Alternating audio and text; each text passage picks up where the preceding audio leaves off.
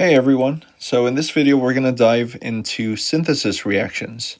So these are reactions where two or more substances come together to form one new compound. So we have A plus B becomes AB, okay? So an example of this is kind of like chocolate milk, right? So I want you to think of A as the chocolate and B as the milk, and then AB as the chocolate milk. Pretty simple, right?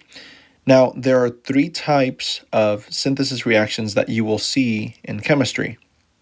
So the first one is going to be an element plus another element that forms a compound. So for example, here we have sodium plus chlorine gas.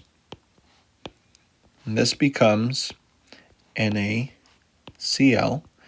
And if you guys remember from our previous units, we have to also include their charges. So this is something that I can grab from my chart right here. So I look for sodium and I see that its ionic charge is a +1. And then I have chlorine over here and I see that its charge is a -1, right? So we're going to go back to our problem here. And I'm going to add those charges. So I'm going to put a +1 here and a -1 here. Now, if you guys remember, we would crisscross these. So we get that -1 to be dropped down here. So it'll come across. And same thing with that +1. It's going to come down here. And we're going to drop the charges. So let me erase these up here. And this is what we're left with.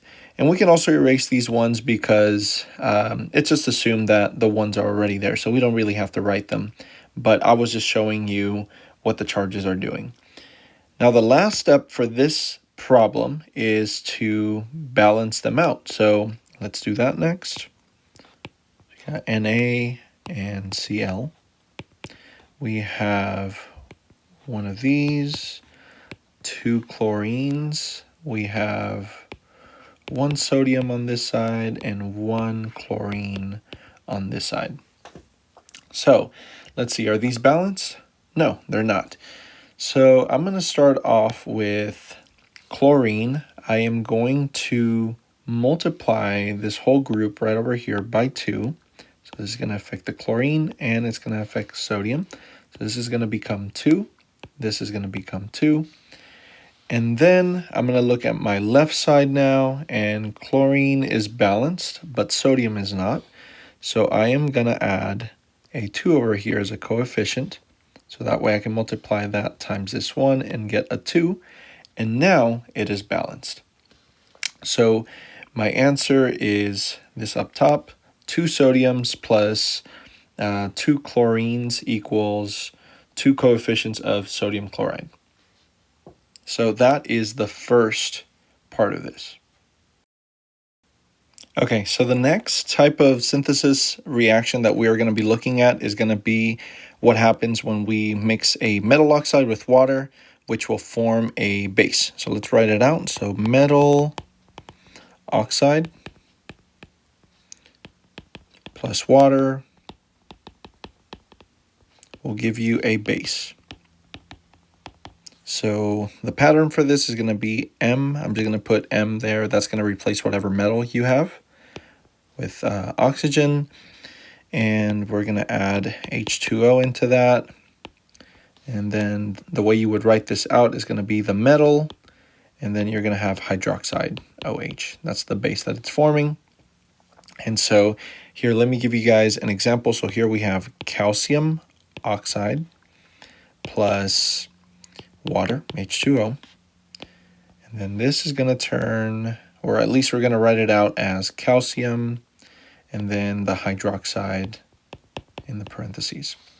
The next thing we got to do is add in our ionic charges. So we're going to find out what the ionic charge for calcium and the one for hydroxide is. So if we look at our chart up here, there we have calcium right here. So we can see that it's a +2 at the top. And then if we look at our polyatomic ions chart, we look for hydroxide, which is right here. And so this one carries a -1 charge.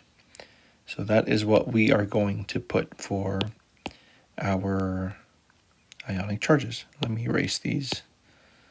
All right. So let's go back to this. So we have a positive 2 charge for this one and a negative 1 charge. And what we are going to do is that we are going to cross the charges across so that way we can get subscripts for calcium and for hydroxide. So we are going to get calcium, and we technically have a 1 here, but we don't really have to write it just because it's assumed that it's already there. So I'm just going to leave it blank. But the hydroxide is going to have a 2 on the outside of its parentheses. So now the last thing we got to do is just check and see if both of these are balanced. So let's see. We have 1 calcium on the left side, 1 calcium on the right side. We have 2 oxygens on the left side, 2 oxygens on the right side, 2 hydrogens on the left side, and 2 hydrogens on the right side. So I would say that this is balanced. So we don't really have to do anything else to it. This one is already correct enough. Okay, and now the third type is going to be a non-metal oxide combining with water to form acid. So I'm going to write that out. Non-metal oxide plus water becomes an acid. So I'm going to give you guys the pattern. The pattern looks like NM. So this is going to be your non-metal oxide plus H2O. It's going to combine to form an acid. Okay. So let me give you an example. I'm going to give you sulfur dioxide, and we're going to combine this with water, and this is going to combine to form sulfurous acid, SO3. And if you look at it, you can also see that these already have the ionic charges in them because SO3 has a positive 2 charge. Oh, sorry, a negative 2 charge. And hydrogen carries a positive 1 charge. So these already crisscrossed.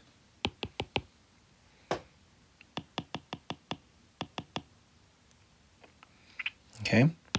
And so now the last thing we just got to check is to make sure that they are balanced. And as you can tell here, they're already balanced. So we have 2 hydrogens on the left side, 2 on the right side. We have 1 sulfur atom on the left side, 1 on the right side. And then for oxygen, we have 3 on the left side and 3 on the right side as well. So they are balanced. And that is it.